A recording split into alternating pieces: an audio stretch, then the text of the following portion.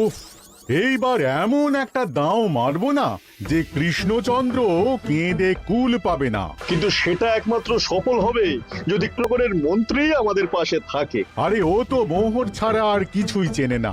ওকে খবর দিয়েছি এক্ষুনি এলো বলে।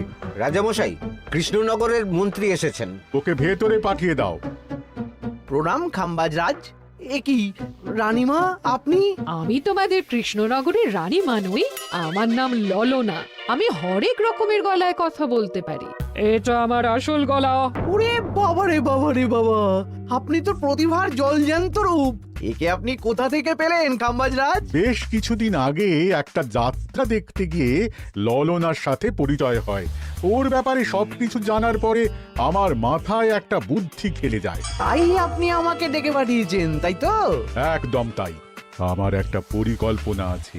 ছলে বলে কৌশলে ওই কৃষ্ণনগরের আসল রানীকে কিছুদিনের জন্য বাইরে পাঠাতে হবে, আর সেই সুযোগে সেসব দায়িত্ব আমার ওপরে ছেড়ে দিন। আমি নিজের দায়িত্ব নিয়ে ললনাকে কৃষ্ণনগরের রানীর সমস্ত আদব কায়দা শিখিয়ে দিয়েছি। এখন শুধু আমি বাকি ব্যাপার নিয়ন্ত্রণ করব। এখন মহারাজ বাৎসরিক হিসেব নিয়ে ব্যস্ত, তাই রানীমা চলে যাবেন আর তার বদলে ঢুকবে ললনা দেবী। তাহলে আর দেরি কেন? আজ রাতেই বেরিয়ে পড়ো। আর যদি আমার পরিকল্পনা অনুযায়ী এগোতে পারো তাহলে কিছুদিন পরে তুমি হয়ে উঠবে কৃষ্ণনগরের রাজা। আমার কত দিনের আশা। চলুন তাহলে। হ্যাঁ চলুন, রাজবাড়ির বাকি ব্যাপার যেতে যেতে বুঝিয়ে দেব। রানীমা কিভাবে কথা বলেন, কাকে কি বলে ডাকেন, রাজবাড়ির কোথায় কি আছে সব।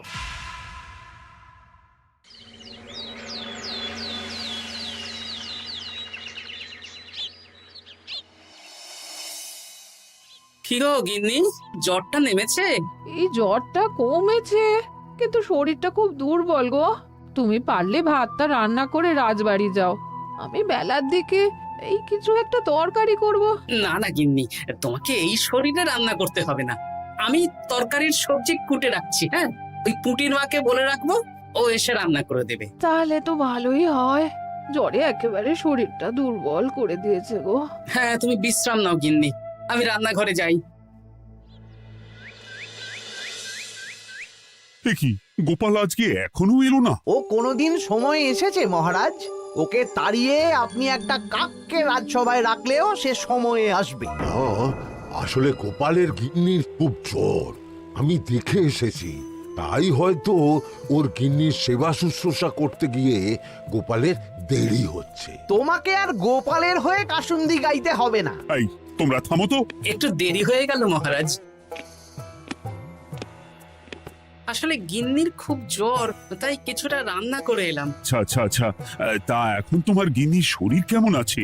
আগের থেকে ভালো আছে মহারাজ, জ্বরটা কমেছে, কিন্তু শরীর খুব দুর্বল। বেশ বেশ, একটু যত্নআত্তি করো।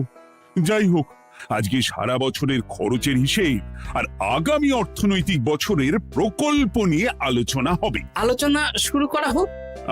বিগত অর্থনৈতিক বছরে বিভিন্ন খাতে মোট খরচ হয়েছে 15,700 মোহর, আর বিভিন্ন কর বাবদ উপার্জন হয়েছে 22,000 মোহর। তাহলে তো মহারাজ ভালোই লাভ হয়েছে। এবার আমাদের দিকে একটু নয়ন মেলে তাকালেই হয়। সেসব তো দেখবই, কিন্তু তার আগে আমি মন্ত্রীর সাথে বিগত বছরের সব খরচ নিয়ে হিসেবে বসবো। হ্যাঁ, বেশিরভাগ দায়িত্ব তো মন্ত্রীমশাইয়ের কাঁধেই থাকে, তাই উনি কোনো হিসেবে জল দিয়েছেন কিনা সেটাও পরখ করে নেওয়া যাবে। এত কাজের চাপ যাচ্ছে কদিন, শান্তিতে ঘুমোতেও পাচ্ছি না। মন্ত্রী, তুমি আজ বিকেলে রাজবাড়িতে চলে এসো। বিগত অর্থনৈতিক বছরের হিসেবগুলো একবার দুজনে বসে মিলিয়ে নেব। আচ্ছা মহারাজ, যা করার তাড়াতাড়ি করে নিতে হবে। এখন দেরি করলেই এই বছরের প্রকল্পগুলো শুরু করতে দেরি হয়ে যাবে। মহারাজের জয় হোক। বলো প্রহরী, তুমি কি কিছু বলবে? মহারাজ, একজন কালো চাদর মুড়ি দেওয়ার লোক এলেন আর আমার হাতে এই চিঠিটা ধরিয়ে দিয়ে চলে গেলেন। এই গরমে চাদর মুড়ি? অদ্ভুত লোকটা। কি রে বাবা? সর্বনাশ! কি হলো? তোমাদের রানীমার জ্যাঠামশাই খুব অসুস্থ, তাই পরিবারের সবার সাথে দেখা করতে চান। ও মা গো, আজ সভা এখানেই শেষ। এইবার শুরু হবে আসল খেলা।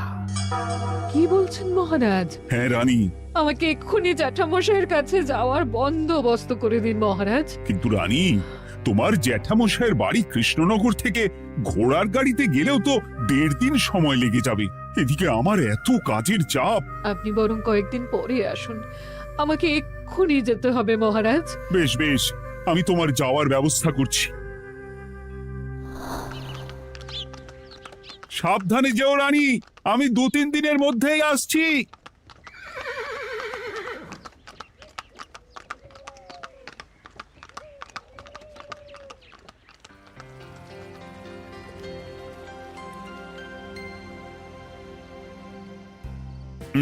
মন্ত্রী, বিগত অর্থনৈতিক বছরে আমাদের পাঠশালার উন্নতির জন্য কত খরচ করা হয়েছিল একটু দেখো তো। সব মিলিয়ে মোট 150 মোহর মহারাজ। কিন্তু আমার এখানে তো 170 মোহর দেখাচ্ছে। 170 মোহর? তা কি করে হয়? একই রানীমা, আপনি ঘোড়ার গাড়ি করে গেলেন আর হেঁটে চলে এলেন? সে আমার ব্যক্তিগত ব্যাপার, তুমি তোমার কাজ করো।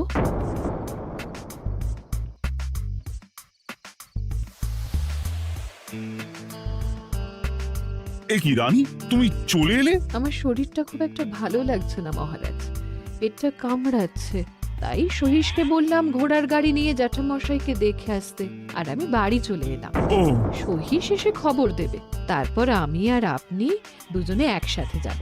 বেশ বেশ, ঠিক আছে রানী, তুমি বিশ্রাম নাও। বিশ্রাম না, আমি একটু স্নান ঘরে যাব, পেটটা কেমন মোচড় দিচ্ছে। মহারাজ কিছুই বুঝতে পারেনি, মজা জমবে।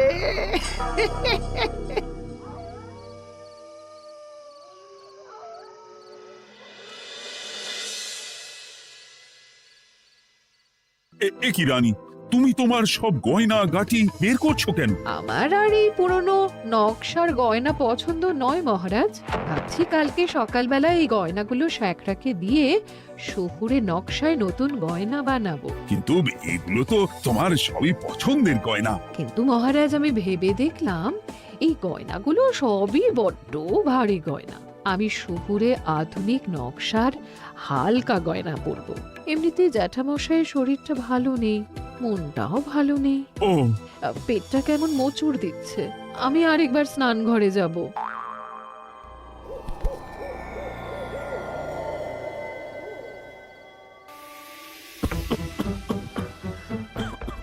ওই তো মন্ত্রী মশাই এসেছে।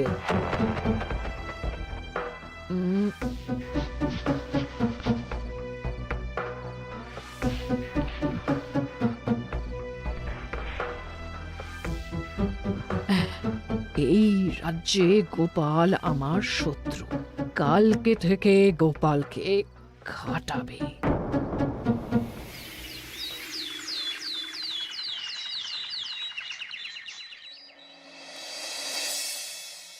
হায় হায় হায়, কি হলো রানী, কি হলো? গতকাল রাতে আমার সমস্ত গয়না চুরি হয়ে গেছে। হ্যাঁ? বলো কি? প্রহরী, বলুন মহারাজ। গতকাল রাতে রানীর সব গয়না চুরি হয়ে গেছে। তুমি আরেকজনকে নিয়ে এক্ষুনি খোঁজ করা শুরু করো। যথাজ্ঞা মহারাজ।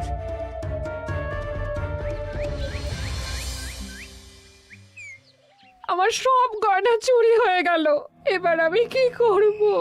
রানী তুমি কেঁদো না, সেই সকাল থেকে কেঁদেই চলেছো। আমি তো প্রহরীকে খোঁজ করতে পাঠিয়েছি। এই সব প্রহরী কর্মচারী কাউকে বিশ্বাস হয় না আমার, আজ থেকে সবাইকে ছুটি দিয়ে দেব। কি বলছো তুমি? সবাইকে ছুটি দিয়ে দিলে রাজবাড়ির কাজ কে করবে? কেন? আমাদের সবচেয়ে বিশ্বাসযোগ্য সভাসদ গোপাল আজ থেকে রাজবাড়ির সব কাজ গোপাল করবে। কি বলছো? আপনি কি বলতে চাইছেন? গোপাল বিশ্বাসযোগ্য না? হ্যাঁ, গোপাল আমার সবচেয়ে প্রিয়, ওর চেয়ে বিশ্বাসযোগ্য আর কেউ নেই। কিন্তু কোনো কিন্তু না, বলবেন আপনার আদেশ। এক্ষুনি গোপালকে ডেকে পাঠান। যেমন তোমার ইচ্ছে। গোপাল, গতকাল রাতে রানীর সব গয়না চুরি হয়ে গেছে, তাও আবার ঘরের ভেতর থেকে। আমি চাই তোমার মতো বিশ্বাসযোগ্য লোকই রাজবাড়ির সমস্ত কাজ করুক। মানেটা ঠিক বুঝতে পারলাম না রানীমা। মানে আমি রাজবাড়ির বেশিরভাগ কর্মচারীকে ছুটি দিয়ে দিচ্ছি, তার বদলে রাজবাড়ির কাজ করবে তুমি। কিন্তু কোনো কিন্তু না। রাজসভার ভাড়ামো অনেক হয়েছে, এবার থেকে তোমার কাজ বাসন মাজা, ঘর মোছা, কাপড় কাচা, পুরো রাজবাড়ি ঝাঁট দিয়ে পরিষ্কার করা। এই সেরেছে। যাও, রান্নাঘর থেকে বাসন নিয়ে পুকুর পাড়ে গিয়ে বাসন মাজবে। এ কি গোপাল, রাজসভা থেকে সোজা পুকুর পাড়ে? কি হয়েছে নাকি? খুব হাসি পাচ্ছে না? হাসি তো পাবেই, নতুন রানীমা আসার পরে তোমার এই হাল করে ছেড়ে দিল। নতুন রানীমা? না, আসলে ঘটা বলতে চাইছে রানীমা তোমাকে নতুন চাকরি দিয়ে এই হাল করলো। ও যা হয়েছে ভালো হয়েছে, আমার পেছনে না লেগে নিজের কাজ করুন যান। কোথায় কি বলতে হয় জানিস না নাকি? অভ্যেস নেই তো, তাই মুখ ফসকে বেরিয়ে গেছে।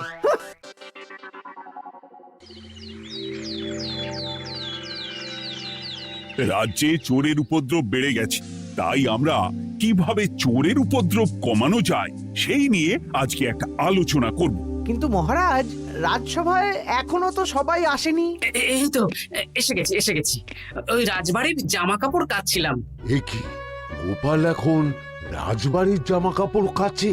হ্যাঁ, সেসব করতে গিয়ে আমার নিজের জামা কাপড়ই ভিজে গেল, তাই বদলে এলাম। মহারাজ, রানীমা ঘোড়ার গাড়ি করে এসেছেন। মানেটা কি? রানী তো রাজবাড়িতেই আছে। হে কি মহারাজ, আমি প্রহরীদের কাছে শুনলাম আমার মতন দেখতে কেউ রাজবাড়িতে উড়ে এসে জুড়ে বসেছে। মানে তুমি তো আগেই চলে এলে। কি কাণ্ড! এই কে? শুনলাম আমার মতন দেখতে কেউ এসেছে। ও আচ্ছা, আপনি। তা কি চাই আপনার? বোঝো কাণ্ড, একরকম দেখতে একরকম গলা। এ বলে আমি আসল, ও বলে আমি। হায় হায় হায়, আসল নকল বোঝাই দায়। একটা নয়, দুটো রানী। আমার জ্যাঠামশাই একদম সুস্থ। এই মহিলা নিশ্চয়ই ভুয়ো চিঠি দিয়ে নিজের রাজবাড়িতে ঢোকার সুযোগ খুঁজছিল। একদম বাজে কথা বলবেন না। আপনি কে সত্যি করে বলুন। সমস্যা সমস্যা, ঘোর সমস্যা। আমার কোনো পাণ্ডিত্য দিয়ে বুঝতে পারছি না কে আসল আর কে নকল। আমি আসল, বিশ্বাস করুন। আমি তো এইমাত্র এলাম। না, আপনি নকল, আমি আসল। কিভাবে বুঝবো? আমি বলবো মহারাজ, এই যে এই রানী আসল। হ্যাঁ, কিন্তু মন্ত্রীমশাই, আপনি কি করে বুঝলেন? না মানে এই রানীমা তোমার উপরে এত ভরসা করে রাজবাড়ির কাজ করাচ্ছেন, কাউকে বিশ্বাস করেননি, একমাত্র তোমাকে বিশ্বাস করেছেন। এত ভালোবাসা, এত বিশ্বাস কার থাকতে পারে বলো? মানে গোপাল, তুমি রাজবাড়ির কি কাজ করছো? বাসন মাজা, ঘর মোছা, বাগান পরিষ্কার, অনেক কাজ করছি রানীমা। আপনার সব গয়না চুরি হয়ে গেল, তাই কাউকে বিশ্বাস করা যাবে না বলে ওই রানীমা আমাকে কাজে রাখলেন। এই ওই বন্ধ করে একটা উপায় বের করো। বেশ বেশ, আমি ধরে নিচ্ছি দুজনেই আসল। তাই আপনাদের দুজনকে আমি পরীক্ষা নেব, দেখব কে উত্তীর্ণ হন। তাই নাও। আপনারা দুজনেই তো সেনাপতিকে চেনেন, বলুন তো সেনাপতির আসল নাম কি? সনাতন সেন। আচ্ছা, আপনাদের বাপের বাড়ি কোথায়? বিজয়গড়। দূর গড়গড় করে সবই বলে দিচ্ছে, এভাবে হবে না, অন্য কোনো উপায় ভাবো। বেশ, সেনাপতি তলোয়ার দাও তো। দিচ্ছি। এই নিন, এই তলোয়ার দিয়ে মহারাজকে মেরে ফেলুন। আপনাদের মধ্যে কে মারতে চান বলুন। এসব তুমি কি বলছো গোপাল? মহারাজ আমার পতি পরমেশ্বর, ওনাকে আমি মারতে পারি? আমি স্বপ্নেও ভাবতে পারিনি গোপাল তুমি এই জঘন্য কাজ আমাকে করতে বলবে। আমি নিজের প্রাণের আহুতি দিতে পারি, কিন্তু মহারাজের গায়ে একটা আঁচড়ও দিতে পারবো না। উফ, খাম্বাজরাজ বেছে বেছে এক ধুরন্ধর নারীকে পাঠিয়েছেন, কোনো জবাব নেই। আমি বুঝতে পারছি না মহারাজ, এনাদের হাবভাব, কথাবার্তা, রূপ সবই একরকম। তবে যিনি ঘোড়ার গাড়ি চেপে এখন ফিরলেন, তিনি আসল হলেও হতে পারেন। আমি আসল, বিশ্বাস করুন। বললেই হলো? আসল হলে প্রমাণ করুন। বেশ, আজকে আর মাথায় কিছু আসছে না, আমি কাল আসব। ততক্ষণ আপনারা দুজনে রাজবাড়ির দুটো ঘরে থাকুন। কি ছকমারিতে পড়লাম রে বাবা।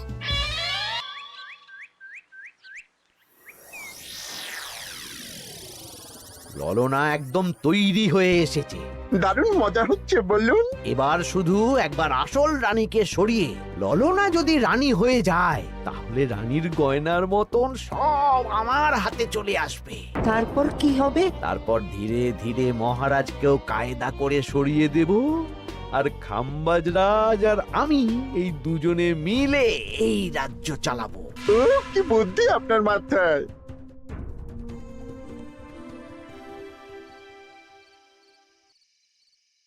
বলছি শোনো না, আমার শাড়িটা একটু ছিঁড়ে গেছে গো। তুমি বাজার থেকে কালকে আমার জন্য একটা শাড়ি নিয়ে আসতে পারবে? হ্যাঁ, আচ্ছা বেশ, নিয়ে আসবো শাড়ি। শাড়ি শাড়ি শাড়ি, এই তো মাথায় বুদ্ধি এসেছে। কাল নয়, আজকেই। গোপাল, তুমি কিছু ভাবতে পারলে? মহারাজ, আপনার দুই রানীকে ডাকুন। আমার তো একটাই রানী। ওই হলো মহারাজ, আসল নকল দুজনকেই ডাকুন। কই গো, একটু বাইরে এসো। বলুন মহারাজ, আপনি ডাকছেন? আচ্ছা, আমি দুটো শাড়ি নিয়ে এসেছি, লাল শাড়ি আর নীল শাড়ি। এই দুটোই মন্ত্রপুত শাড়ি, এক সিদ্ধ পুরুষ দিয়েছেন। কে তিনি? না, সেসব এখন বলা যাবে না, তবে এই শাড়ি দুটো একটা একটা করে ওনাদের দিয়ে দিন। এবার আমি এই শাড়ির বিশেষত্ব বলি। হ্যাঁ বলো গোপাল, বলো। আপনারা দুজনেই আজ রাতে এই শাড়িটা পরবেন, সারা রাত পরে থাকবেন। এই শাড়িগুলো 12 হাত মাপের শাড়ি। আগামীকাল সূর্যোদয় হওয়ার পরে যার শাড়ি 4 হাত কমবে সেই হবে আসল রানী। আচ্ছা বেশ, তাহলে তোমরা দুজনেই এই শাড়ি পরে থাক। কাল সকাল সকাল রাজসভা বসবে, তখন তোমাদের শাড়ি গোপালের কাছে জমা দিও। আচ্ছা। আমি যে নকল সেটা বুঝতে দেওয়া যাবে না। কি করে এই শাড়িটা 4 হাত কেটে ফেলে ওই দুফল কাটার ছড়ি কেটে ফেলো। কালকে আবার মজা হবে।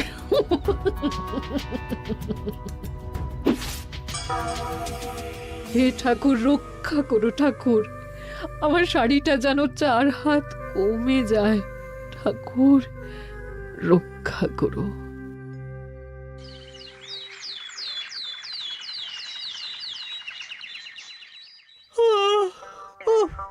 এত সকাল সকাল রাজসভা, দূর, ভালো করে ঘুমটাও হলো না। আমি তো ঘুমোইনি, চিন্তায় ঘুমই আসেনি।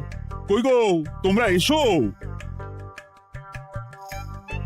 এই নিন আমার শাড়ি, এবার মেপে দেখুন, এটা 4 হাত কমে গেছে। এই দেখুন মহারাজ, বিশ্বাস করুন আমি আসল, কিন্তু এই শাড়িটা সারা রাত পরে থাকা সত্ত্বেও 4 হাত তো দূর, 4 আঙুলও কমেনি।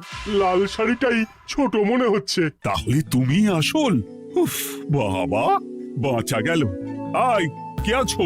এই নকল রানীকে কারাগারে বন্দি করো। দাঁড়ান মহারাজ, বন্দি করতে হলে যার শাড়ি 4 হাত কমে গেছে তাকে বন্দি করুন। কেন? আমার শাড়ি তো 4 হাত কমে গেছে। শর্ত অনুযায়ী যে আসল তার শাড়ি তো 4 হাত কমবে না, আপনি ধরা পড়ে গেছেন নতুন রানীমা। এগুলো কোনো মন্ত্রপুত শাড়ি নয়, এগুলো আমার পরিকল্পনার প্যাচ। আপনি নিশ্চয়ই নিজেকে আসল প্রমাণ করার জন্য শাড়িটা কেটেছেন। না মানে, না না না, তাহলে কমলো কি করে? না মানে হয়ে গেল। সত্যি গোপাল, তোমার বুদ্ধির জবাব নেই। গোপাল, তুমি আমাকে বাঁচালে। এই যে নতুন রানীমা, চুপ করে কেন? ওকে আমি কারাগারে গিয়ে বেত মারছি, তাহলেই সব বলবে। বল, কে তুই বল? আসলে মানে আমার নাম ললনা। আমি যাত্রাপালা করি, অনেক রকম গলায় কথা বলতে পারি। কদিন আগে খাম্বাজ রাজ আর এই মন্ত্রী মশাই